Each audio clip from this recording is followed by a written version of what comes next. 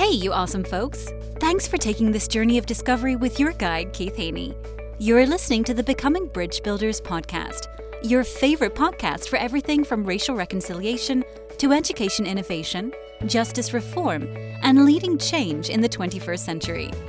This podcast is for people who love to be challenged with difficult topics, but want practical solutions to solve these challenging issues. Becoming Bridge Builders makes change possible. Each week on the podcast, Keith invites innovative thought leaders to share how they are building bridges in their area of expertise. You will hear breakthrough ideas and concepts that are changing the world. He's featuring guests who are best-selling authors, leaders at Microsoft, entrepreneurs, leading educators, professors, lawyers, and so many more. Listen in to learn how you can be the bridge to the change you are seeking. My guest today is a certified holistic coach who empowers individuals to take control of their lives. He specializes in helping women executives overcome struggles by mastering the art of saying no and communicating boundaries assertively.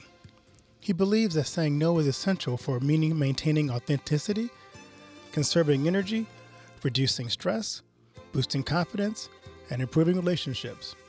His unique workshop, The Power of Saying No, held on March 30th and 31st in 2024, provides participants with valuable insights and practical tools to enhance their lives. Welcome, Tassos, to the podcast. Well, it's so good to have you on the podcast. How are you doing this fine evening on your time zone? Yes, it's indeed it's evening. Thank you, Keith. Thank you for welcoming here, and it's a great pleasure to be here with you.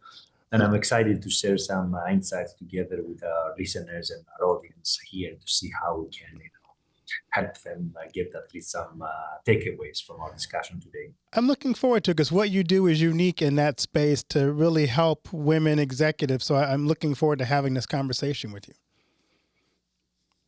Thank you. I appreciate it. Me too. Yes. So I'm going to give you an easy question to start out with. What's the best piece of advice you've ever received? That's a great question. Thank you. Right? Because I've heard a lot, and I've heard a lot, and I've discussed a lot. And but if I could take one thing to stand out, from my experience so far, is that every day we need to get a little bit better. Every day, a little bit better. So if we can manage this to be every day, literally a bit better as a person, as a human being, as a professional, as a family member, parent, father, whatever, mother, whatever we are, what the different roles that we have, right? Then I think this is really the greatest advice I have ever heard, and I'm trying to also keep up the same close to my heart and close to my everyday things, and everyday tasks or jobs or projects I have in my life. I like that because incremental improvement, people don't realize how much an impact that has over a long period of time. If every day you're getting a little bit better, over time you'll see dramatic improvements as opposed to, I'm going to go from 0 to 100. That doesn't usually work out. You just get frustrated, but just a little bit of improvement every day makes a huge difference. Yes, I agree totally. And you know what? It may sound easy, but at the same time, it's extremely difficult to do that, right? Because everyone can say, oh, yeah, of course I get better every day. Of course I go to work. Of course I am with my kids. Of course I'm creative and I do things, but it's not that simple. Because if you think of it really and you nail it down on literally everyday basis, a little bit better than yesterday, that means planning, it means balance, it means focus, it means commitment, it means consistency, it means discipline, so it means so many different things and qualities and skills that you need to develop in order to be there always a little bit better. Because as you said perfectly, incrementally increases really the level. Right. So then every day you need to be even better. And then next day, even a little bit better, so it gets harder and harder, to stay there at this level. Right. That's why they make steps, right? If you could just get from one level to the next, they would make steps. You just jump there. Exactly. Exactly. And it's very easy also to jump down, right? That's right. To jump down, but then it can be a scary move, right? Yeah. If you're really high, Yes, you need to jump exactly. down, come back, it can be a really scary move. I think that's my next book. That's why they make stairs. I have to write that down for myself. Okay, yeah, please. Let me know if you need any support. I I can will do. support you in this. I'll definitely call you. I'm always curious. People like yourself who pour into other people. There are always people in our lives who have been role models or mentors for us. Who are some people in your life who have walked alongside you in your journey? Yeah, actually, I could, let's say, distinguish. I could pick, I would say three. One of them, first of all, is my mother. Because I just say a small story here. I grew up with a single parent, right? My mother, because I lost my father when I was literally 1 year old, so I never met him basically. Oh, sorry to And then hear my that. mother never got. No, it's okay. It doesn't. It's not so important anymore because I never felt differently, and Right, I sure. never met him. I never met him, so I didn't know the difference. I didn't know how it was to be with a father.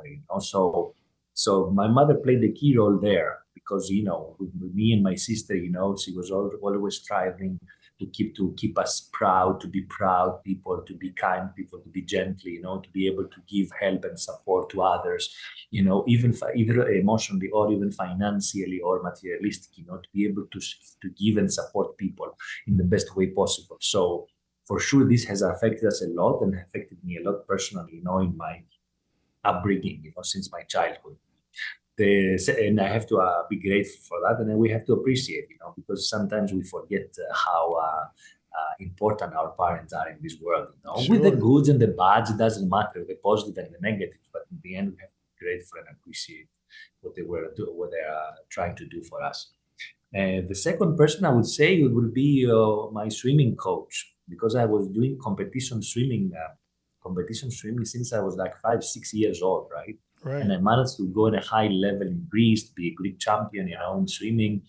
And he was a person that really was very, calm, very mindful, very easygoing, very focused at the same time, very disciplined, very committed, very, really, very eager, and passionate to support us as athletes, but most of all as people, as persons, most of all, and athletes at the same time. But in order to be a good athlete and a champion athlete at this level, you need to have the human qualities necessary to be at that level, right? So this is his job was very significant for me back then during my teenage years, especially in my teenage years, because teenage years are very risky sometimes, are very critical, in the way we develop as people, and what kind of habits or what kind of other qualities we develop growing up.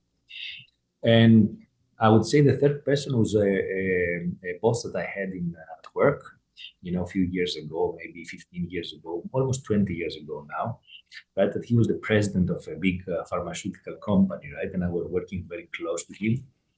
And he was really the person that someone would love to work with, such a person, right? Because Right. even without talking much, you could just feel what you were supposed to do, right? What you were supposed to do, you needed to do, what you needed to deliver, when you needed to deliver, and everything. So that was an amazing skill, right? Fully a great active listener, not talking much, but communicating so much with his facial expression and his emotions and sharing, his energy that I love working with that person. That's so cool. I wonder how much of it was the fact your mom played such an important role in your life. Did that shape your pouring into women executives in your coaching? Yeah, that's a great question. Thank you for asking that. It's not something that I share much anyway, but it's true, because I grew up also with my sister.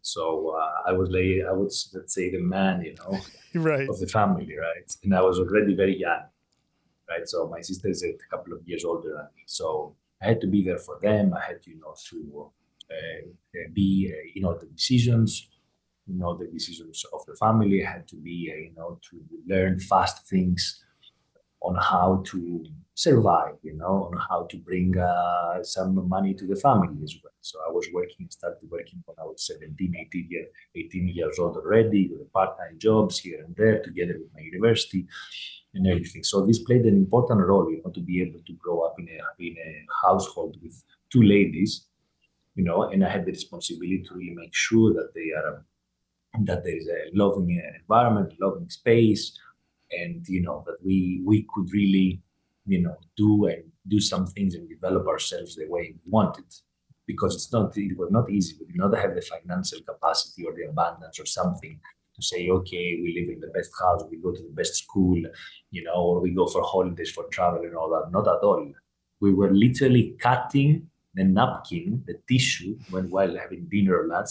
We were cutting it in half to split it so that we don't consume and we don't spend money on things that we should not. This was let's say, the mentality. Wow. I'm curious, because you work so much with women executives, particularly, what are some common struggles that you've seen with them in the workplace? Yeah, I would say the number one is really the burden that they feel that they need to be perfect in all aspects of their lives and all the different roles that they have in their life. Because a woman executive is at the same time a mother, maybe most probably, or a wife, right? And at the same time, if she's a mother and she has a full family, she has also the social tasks and social relationships to take care of. Make the planning for the family, arrange all the anything which is required for them, the home planning, travel planning, everything around the family, and that makes it even more harder. So, and at the same time, it's really important what kind of support they receive from home in order to be really successful in this role. So sometimes they don't ask. Sometimes they don't ask for support. They don't ask for help, and at the same time, they struggle internally to really try to be perfect and really try to give to everyone else their support, their energy, their time, and it cannot happen sometimes. And the second thing I would say is about acceptance, because deep down inside them, most of them, they don't feel that they are accepted, although they strive hard. They want to be perfect and they devote and invest a lot of time and effort. Still, they may have inside them the feeling that they are not accepted, maybe they're not enough, in these roles. With that in mind, is that why your workshop, The Power of Saying No, is really important for female executives for balance? Yes, it was very interesting. Thank you for asking for the workshop. It was actually last weekend. Yeah, last weekend. Now, the Saturday and Sunday, I had this workshop for 4 hours, 2 hours on Saturday, 2 hours Sunday. And it was really focused on the power of saying no and how to communicate our boundaries assertively. So for women executives, but not only for women executives, for everyone, even for men, Right. the ability to say no, right? It's a challenge. It's a challenge, and it's something that we all need to develop slowly, gradually, step by step, right? Because otherwise, we face overwhelm, we face a lot of stress, we face a lot of negative energy and negative emotions, just because we are not in a strong position, an assertive position to say no when we need to say no and say yes when we need to say yes. So we need to differentiate these things. It cannot be all the time yes, it cannot be all the time no. So we need to be able to have this balance there. Yes. So yes, women executives, but not only, right? They need to master and they need to really focus on how to say no and how to manage their priorities, how to manage their self-care. Because saying no, it's very, very strongly related on our self-care and how we are setting our priorities and we manage our time. First of all, this is the foundation. If you manage to have a proper self-care and manage your time efficiently and effectively, then you feel more grounded, more strong to be able to say no to different demands, wishes, or needs of other people. That saying no, I know when I was young, especially a young leader, that was hard because you want to give people certain impressions about yourself, that you're competent, that you're a hard worker, that you care about whatever position you're called to do. But you fear, I think, that saying no will diminish one or all of those aspects that you're trying to communicate. So Mm. you talk about self-care. How do you convince your clients to consider their self-care as they're trying to figure out what their boundaries are and saying no to things? Yeah, self-care is the number one. You have to start from self-care because unfortunately we miss the fact that self-care is not selfish. Because we grow up and we believe because of demands, because of the way, our parents or societal expectations, they are shaping us. And then we believe that, we should not take care of ourselves so much. We should be there for the other ones. We should be the good guys or the good girls, that we need to support everyone else and be the caregivers and all that. And then we neglect our self-care. But in the end, everything starts with self-care. That's why in holistic coaching, because as you know, I'm a holistic coach, right? So in the holistic coaching, we have to start with the self-care, first of all. And we need to understand, I'm trying to convey the message to my clients and support them in this, that they need to understand that taking care of themselves is not selfish. It's not selfish at all. And the explanation is very easy. Why? Because if you take the time for self-care and if you increase the energy levels of your body, of your mind, getting clarity, better clarity mentally, and you are more opening up and releasing emotions out of through the process of taking care of yourself, immediately you have more stamina, you have more energy and more strength to give back to your loved ones. So the Exactly. more energy you have and the stronger you are and the more powerful you feel and the happier you feel and the more fulfilled and joyful you feel, then you can give 10 times as much to your loved ones, to your children, to your husband or wife, to your parents, to your friends, 10 times as much compared to if you didn't have this self-care time for you on a regular basis. That's awesome. I don't know if most people know what holistic coaching is. So define for us, what is holistic coaching?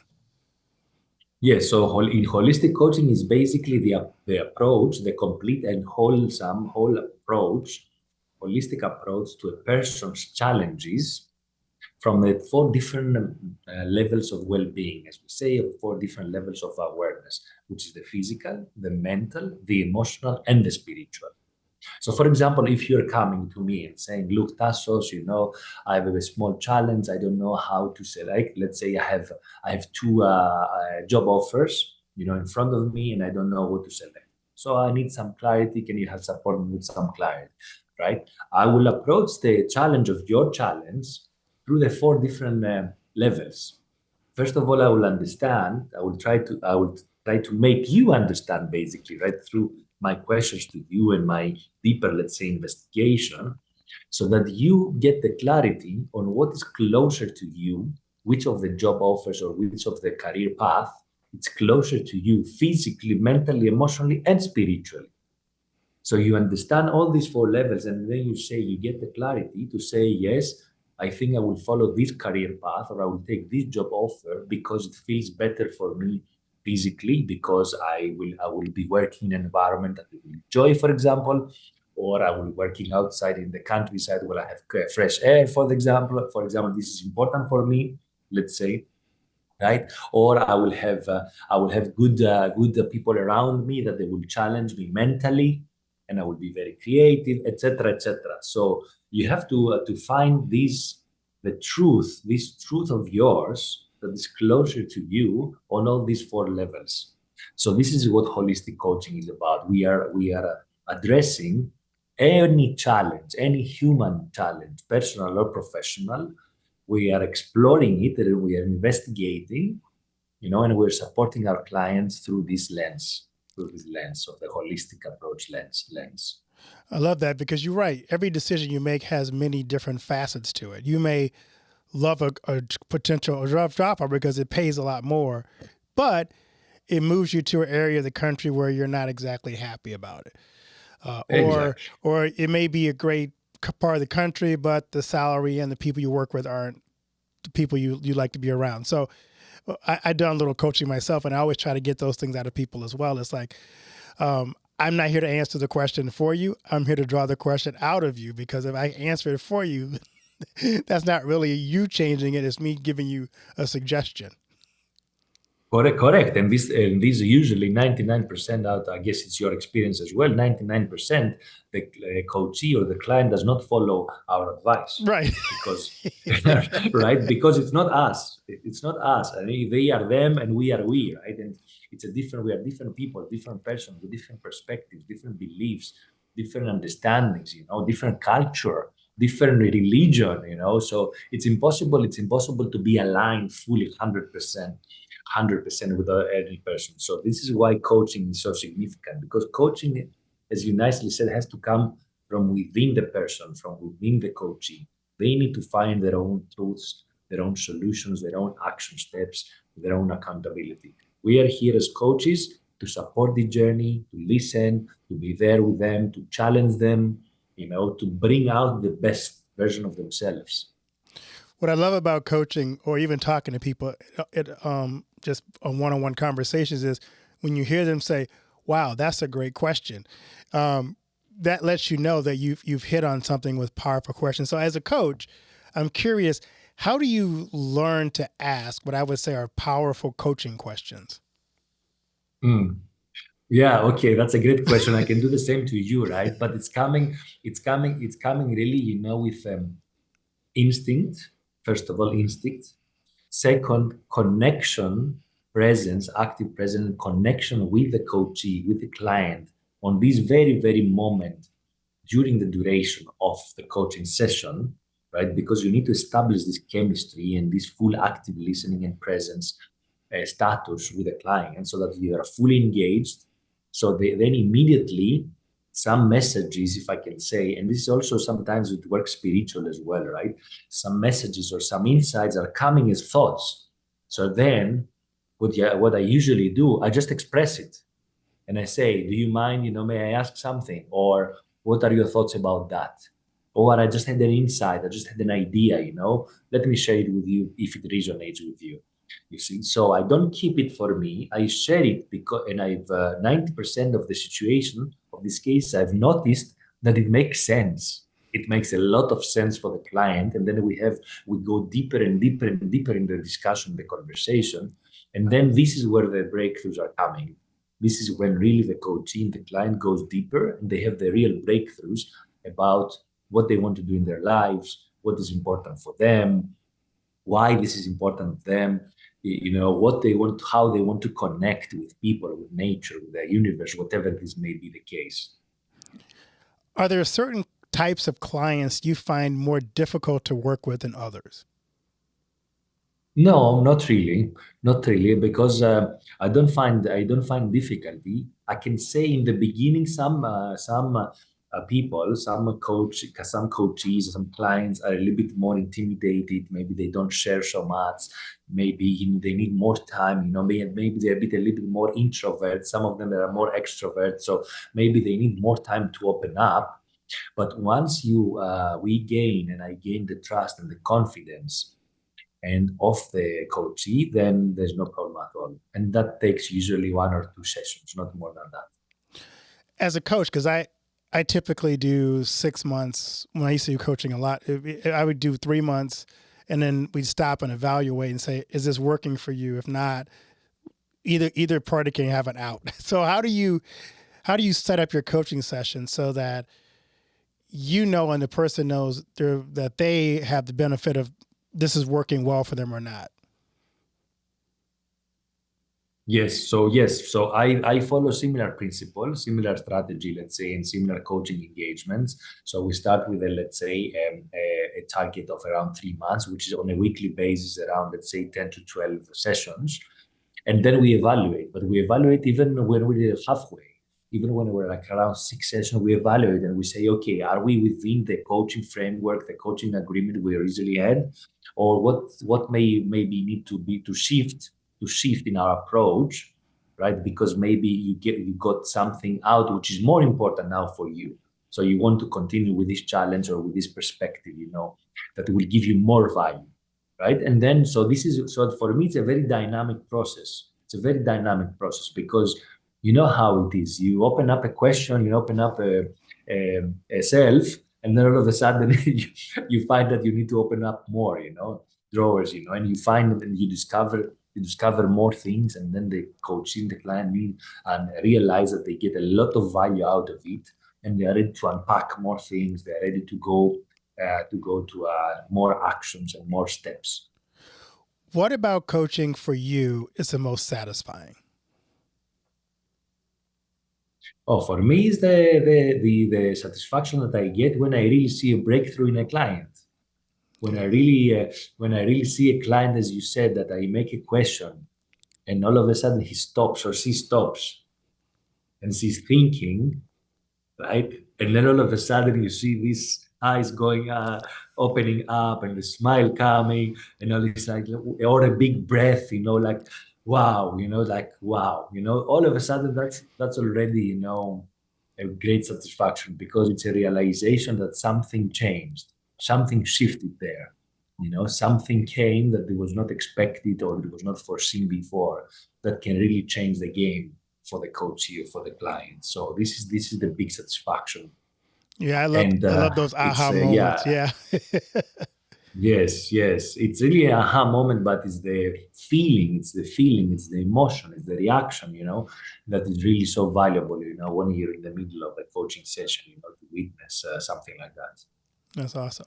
So what do you have and what are you working on now in your coaching career? What's the next steps for you? What's the next big thing on your agenda? My next big thing, yes, in terms of coaching, is this executive coaching, because I want to bring really the holistic approach to the executive world. And this is not easy. This is not easy, right? But I think there is a great opportunity there, because holistic coaching is about balance, it's about wellness, it's about clarity, it's about, connection, so it's about empathy, very important, right? About empathy. So all these skills and all these features and all these abilities are perfect for an executive environment, because unfortunately, most of the times, these skills and qualities are not there. They don't exist, or they're very rare. They're very rare. So my passion is, and my efforts and everything I could do right now, is to really try to bring holistic coaching within corporates, within big organizations, to support both women and men at the same time, right? Because we also face, as men, we face a lot of challenges, right? It's not easy for us either, Right. what we're going through, and then we have high level of stress, and we are more vulnerable as beings than women anyway. Right. Right, in the end, out of nature, right? It's the opposite that we believe. People believe, oh man, they are very strong, they can face anything. No, it's not like this, not like this at all. Right. So so we all need coaching. We all need coaching ourselves, first of all, to become better persons, to become better coaches for our clients. And of course, the people that we were working in challenging environments and competitive environments, or they're setting up their businesses and they want to start with somewhere, they don't know where. All the people, they need this kind of supporting in coaching. But what is your view on that? Would you agree on this? No, I do agree on it. And I was thinking to myself, because I coach a certain area of people. I usually coach professional church workers and those kind of things. And I was thinking, Mhm. because that's also one of those needs where you don't get a lot of, they don't have a lot of support also sometimes either. And they're making, and just the work life that they're leading. But I was wondering, as you coach executives, do you ever get the sense that, or maybe I should ask this question. There's a misconception, I think, about what coaches are, that they have to be an expert in that field. What do you feel about that or not? Is it that you have to have been an executive yourself to coach executives? Or do you think it's really more about, like you said before, is it about connecting and asking the right kinds of questions? Yes, it can be both. Definitely, it can be both. Meaning that yes, you don't need to have to be an executive 100% to be able to really challenge the other person and really go, do powerful and strong questions and interesting questions. However, from the client perspective, my experience at least says that the more you can resonate as a coach with a client for different experiences or different, ideas or paths in your life or experiences in your life, the more confident and secure and connected the client feels, right? So, for example, for me, I have 25 years of professional experience in senior corporate, senior positions. So an executive, which is now 40-year-old, 45-year-old, 50-year-old, or even 30-year-old, can connect easier with me because I understand what he's going or she's going through in their lives, being an executive. Right. At the same time, I've done a couple of entrepreneurial, 3 or 4 entrepreneurial businesses and efforts and startups and all of myself. So I can also resonate with business owners or startup companies, young people they want to set up, right? Right. You see, and then in any coaching specialization specialty, I think it works like that. Yeah. It can work. That's really insightful. I was thinking that because it's like you seem to have a wide range of gifts and abilities. So you do resonate with executives because you do bring so much to the table as well. Yes, thank you. Appreciate that. Yes. But what is your let's say mainly target, let's say, when you're coaching clients, when you're coaching people? It depends. Sometimes people are looking at career choices or career changes. Sometimes they're just stuck in their career, wanting to figure out how do I move forward, limitations that I'm dealing with right now. Sometimes it's spiritual. So mine can also kind of be holistic too. A lot of times, what they're running into is there's a spiritual blockage in their life, and we're trying to help them work through that issue because they're just not feeling like they're connecting with God. And if they can't connect with God, then it's hard for them to do their ministry, helping other people connect with God. So it kind of ranges in those kind of areas for me. Sure. Great. I'm curious, as you think about where you're at right now in this phase of your life, what are you most excited about? Well, first of all, I'm excited about my kids, and how they grow up, and how I see them growing up, because this is very important for me, right? To try to be there as much as possible. Sometimes it's not easy, of course, to be there 100% of your time. It's not possible for us to be there 100% of our time, right? But this is one big excitement factor for me. And the other is what I can create, that I can provide, I can give back, I can have impact to the society. I can have impact to the people that they need it, and I can provide value to the people they need it. For example, I will just give you. I had the conversation a couple of days ago with a Greek lady. She's the CEO of a let's say of a service of a health and medical service provider in Seattle, in the US. Right. So we had a very, very beautiful conversation. And what they're doing is that they're trying to support and not treat, they're trying to support chronically ill, sick people, that they've done through very, very rough times, and they need some support, someone to take them and say, look, I'm here for you. I can support you. I can talk to the doctors. I can take you to the right doctors. I can run everything that you need to run, all the tests, the diagnostic tests, results, etc., for you. And you may have a peace of mind, because you understand how sensitive this is for a chronically sick person for years, right? And for me, it just clicked there. I said, look, if you think that I can support in this mission of yours, I can do pro bono work. I don't mind doing some pro bono work. Let's find a framework, 4, 5, 6, 10 hours a month. If I can support these people, I don't mind doing pro bono. So you see what I mean? So there are so many opportunities that are opening up that I see there, and I'm willing, to take everything that is more closer to my heart and closer, to what I really value. That's awesome. As you think about the impact you're making in the world, what do you want your legacy to be? Yes, the legacy, again, I will go back to my kids first. So the legacy is for my son Socrates, from Socrates, Yeah. my son, my son, my son Socrates, the big coach. He's the real coach, not me. He's the real coach.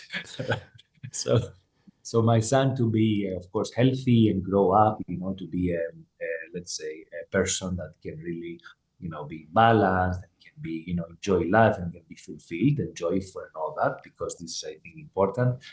Second, my daughter also, because my daughter is coming from Africa, from Ethiopia. We adopted our daughter Maya. So, for us as a family, is a very stage, very challenging, to make sure that this child, from where she started and where she's coming from, can really have a successful and beautiful and healthy life, and again, balanced and healthy life. This is most important. And then my legacy is to really to be able to provide this such impact, and at least some people will remember me for what I offered and what maybe what change I made for their lives. That's it. I don't need more. I don't need more than that. That's awesome. If you had 30 seconds to pour into executives out there, what do you have to say to them? Kind of give them a word of encouragement. The encouragement for me is very clear here. It's coming back to our first point of be better every day. I would say don't strive for perfection. Don't go for perfection. Perfection for me is procrastination. Right. Really, go for progress. Go for progress. Go for action. Even if you make mistakes, even if you regret it, doesn't matter. At least you did it. Instead of not doing anything because of perfection, because you want to have everything beautiful and nice and all this and all that, and causing you stress, and then you be overwhelmed and stressed and crazy about things, just do the actions, do the things, move on, learn and move on, learn and move on. That's it for me. That is awesome. Where can people find you and connect with you on social media? So they can find me in my website. So I have my website, which is basically my name. So it's TASSOSKOTZIAS.com. So TassosKotzias.com. And I have the similar profiles in Instagram, in Facebook, in LinkedIn also. I have my profile in LinkedIn. So I think the people can search. If they can search with my name now, they find me everywhere. Well, thank you so much for what you do and the way you pour into people and help them to live their best life and take that little progressive step every day to be better at what they do. And the fact that you find a need to enrich their lives by helping them to draw out of themselves what God's already placed in them is just inspiring. So thank you for what you do. Thank you, Keith. I appreciate our time together. I appreciate our discussion. I really enjoyed it. Thank you. Thank you.